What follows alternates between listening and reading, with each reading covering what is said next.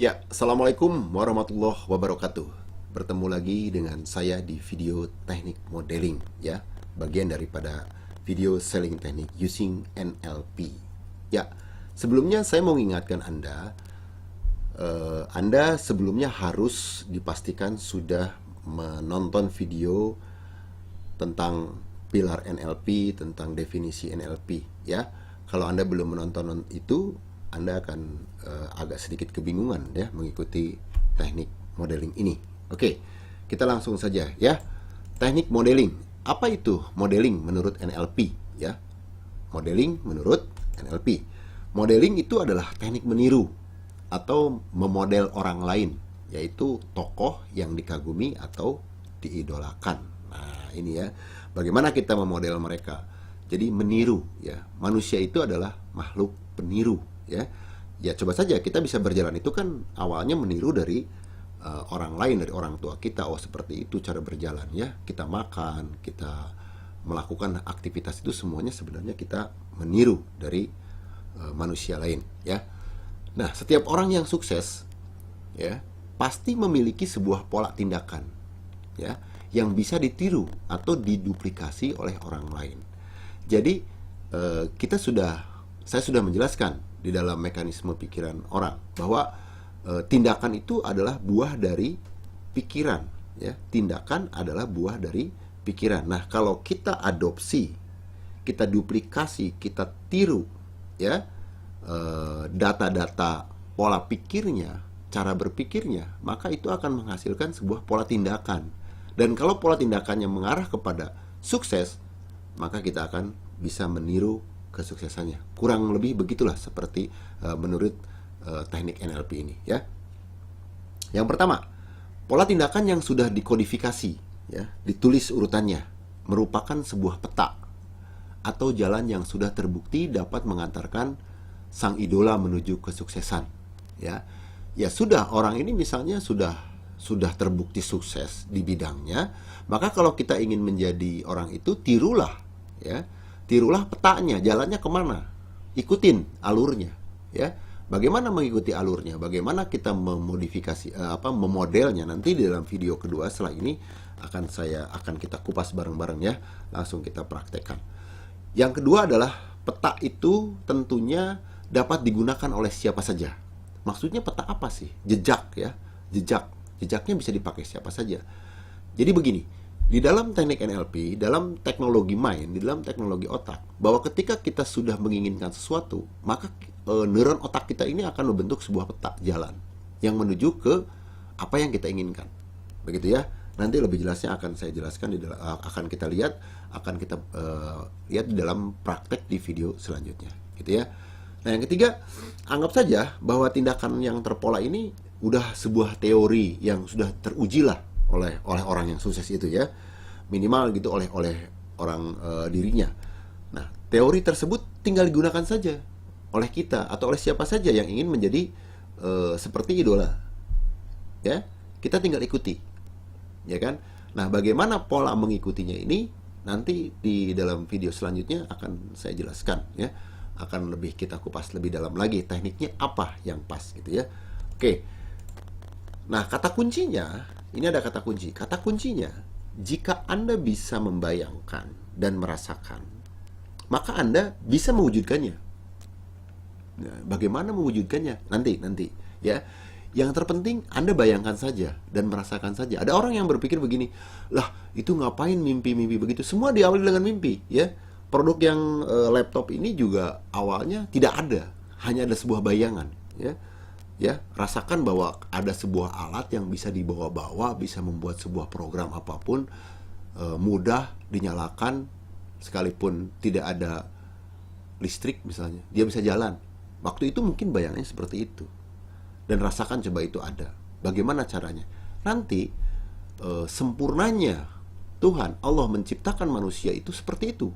Jadi otaknya tuh tahu sendiri nanti bagaimana dan apa yang harus dilakukan secara detailnya ya.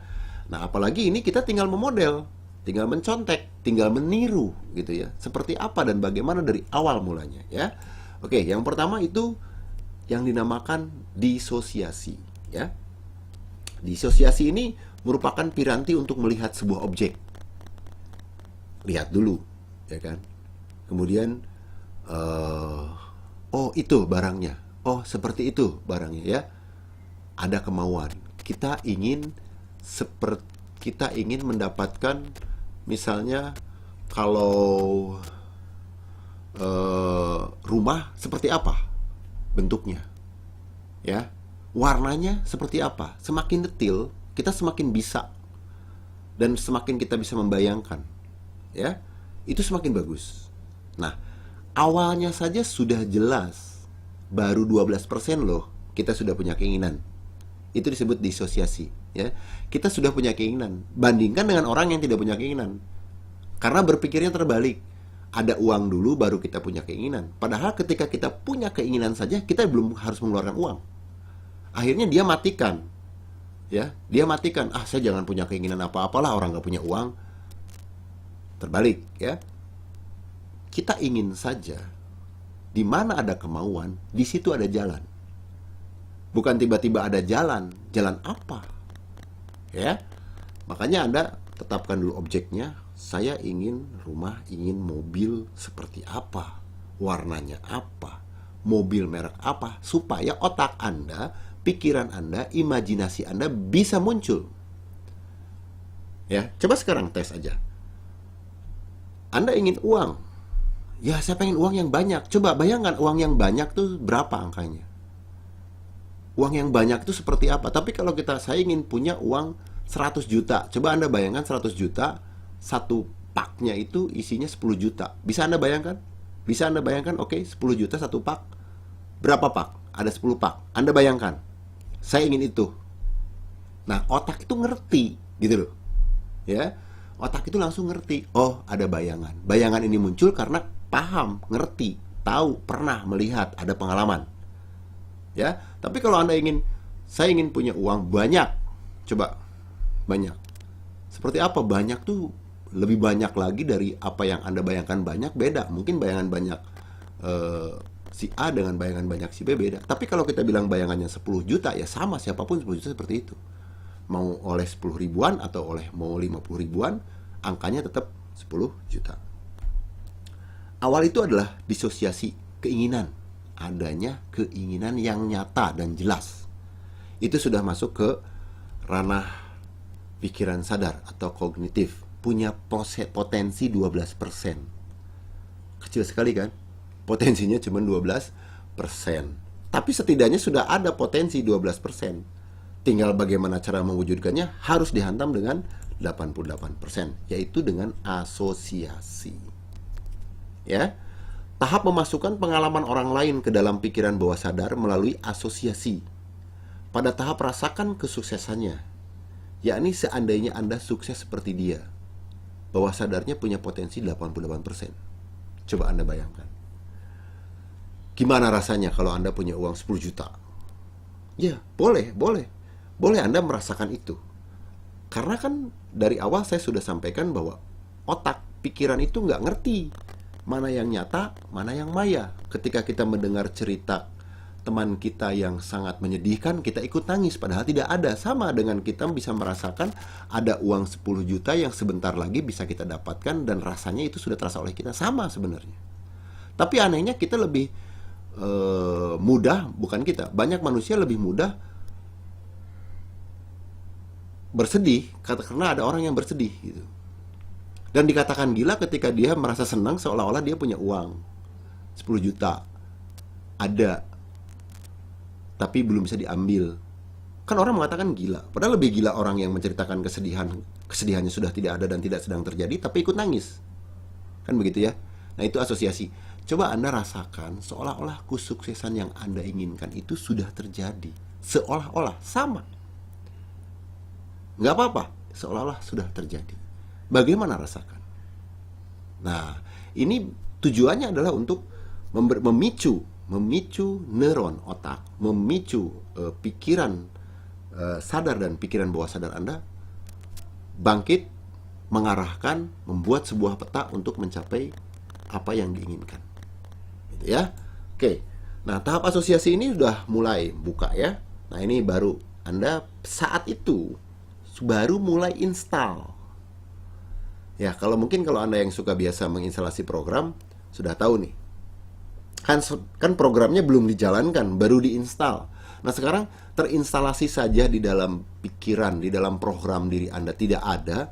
Bagaimana menjalankan programnya? Tiba-tiba saja harus menjalankan program sukses gitu. Tapi program suksesnya belum diinstalasi dalam pikiran Anda. Ya. Nah, cara menginstalasinya ini dengan disosiasi dan asosiasi. Begitu loh, ya. Setelah nanti itu ada sudah proses instalasi program yang akan diinginkan, dicapai, didapatkan oleh kita. Detailnya saya akan jelaskan di dalam video selanjutnya tentang teknik bagaimana modeling ini bisa dilakukan. Tapi prinsip besarannya adalah disosiasi. Kalau kata sederhananya sih, udah pengen dulu deh, kamu pengen apa yang jelas, gitu.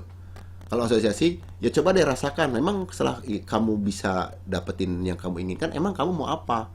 Berandai-andai kan ngomong, wah kayaknya kayak sayanya begini begitu kan. Ya, kayak gitu-gitu aja sebenarnya.